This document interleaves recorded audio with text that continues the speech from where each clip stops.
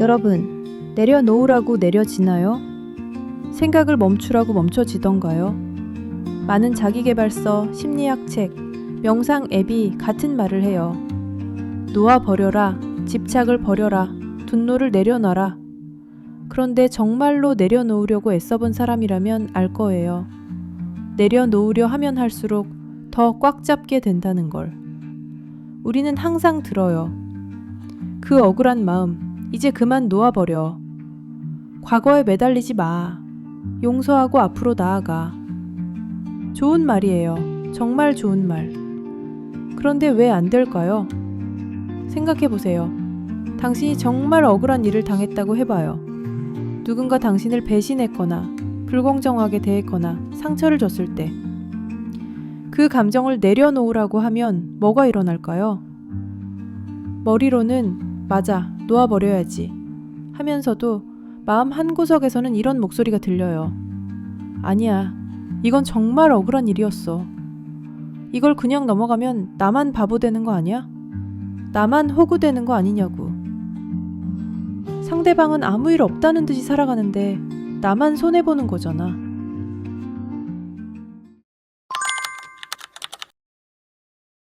이런 저항이 일어나는 이유가 있어요. 우리 마음이 그 감정을 붙잡고 있는 건 단순히 고집이 강해서가 아니에요. 그 감정 뒤에는 중요한 메시지가 숨어 있거든요. 분노는 나의 경계가 침범당했다고 말해요.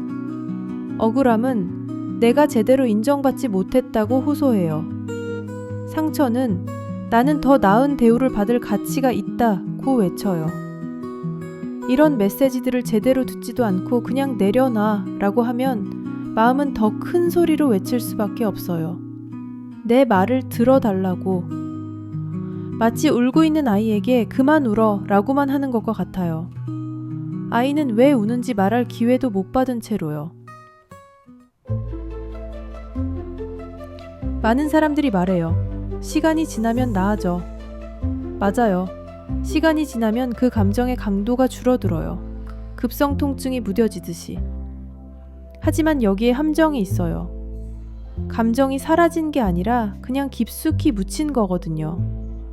의식의 표면 아래로 가라앉아서 일상에서는 잘 느껴지지 않을 뿐이에요. 그러다가 비슷한 상황이 다시 생기면 와, 그때는 정말 심각해져요. 이전보다 몇 배는 더 강렬한 반응이 나와요. 왜냐하면 이전에 제대로 처리되지 않은 감정들이 한꺼번에 터져나오거든요. 예를 들어 직장에서 부당한 대우를 받았는데 참자, 시간이 지나면 괜찮아질 거야 라고 넘겼다고 해보세요. 그런데 몇 년 후 새로운 직장에서 비슷한 일이 생기면 이전과는 비교도 안 될 만큼 격하게 반응하게 돼요. 자신도 놀랄 만큼 큰 분노, 절망감이 확 끌어오르죠. 그런데 문제는 그 다음이에요. 그 상황을 지켜본 주변 사람들은 이렇게 말하죠. 아니, 뭐 저 정도 일로 이렇게까지 화를 내. 저렇게 예민하면 회사 생활 어떻게 해.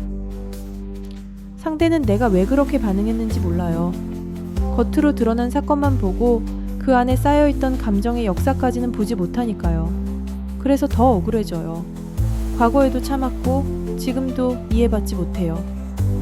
그렇게 감정은 또다시 과민 반응이라는 이름으로 무시당하죠. 그럼 어떻게 해야 할까요?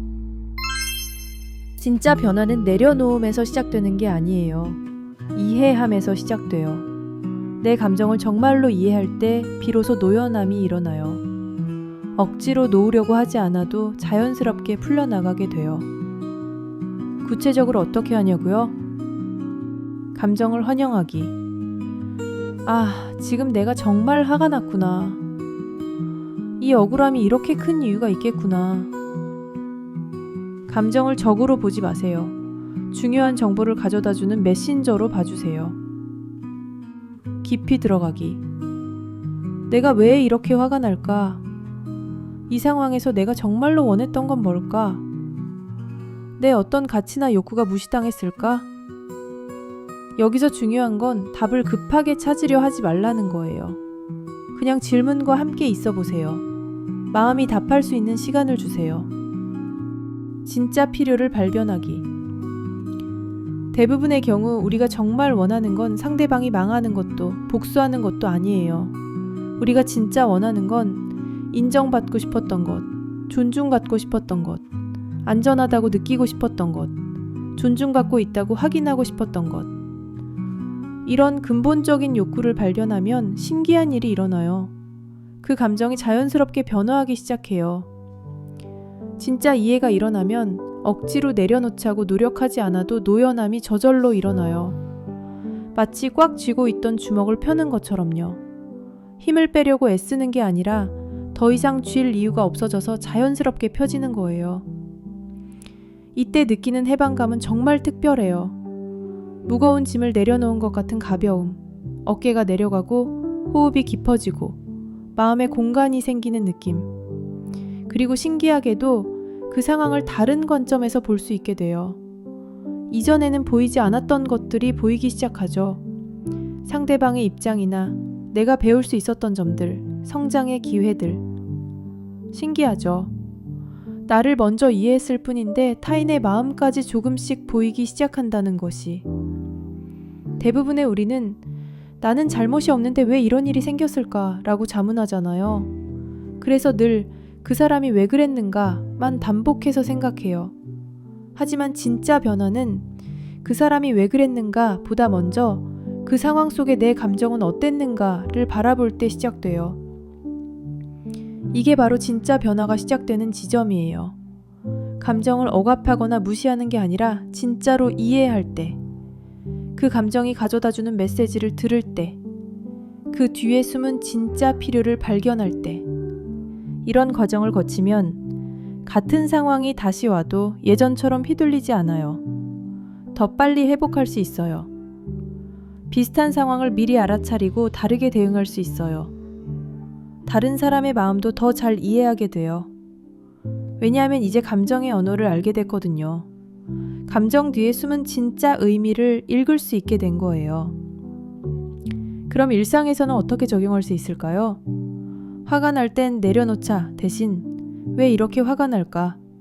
내 어떤 가치가 무시당했을까? 억울할 땐 잊어버리자 대신 내가 정말로 인정받고 싶었던 건 뭘까? 상처받았을 땐 괜찮다고 하자 대신 내가 진짜로 원했던 관계는 어떤 걸까? 이런 질문들을 자신에게 던지고 답이 나올 때까지 기다려보세요. 며칠이 걸릴 수도 몇 주가 걸릴 수도 있어요. 괜찮아요. 진짜 이해는 시간이 필요하거든요. 내려놓으라고 내려지지 않아요. 하지만 이해하면 노연하게 돼요. 당신의 감정은 적이 아니에요. 중요한 정보를 가져다주는 친구예요.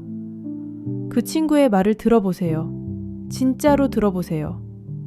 그때 비로소 진정한 변화가 시작될 거예요. 억지로 만드는 변화가 아니라 자연스럽게 일어나는 변화가요. 노연함을 경험해 보세요. 달라짐은 여기에서 시작됩니다. 이 내용이 도움이 되셨다면 구독과 좋아요 부탁드려요. 당신의 감정적 여행에서 작은 도움이 되었으면 좋겠습니다. 바람꽃 피는 중입니다.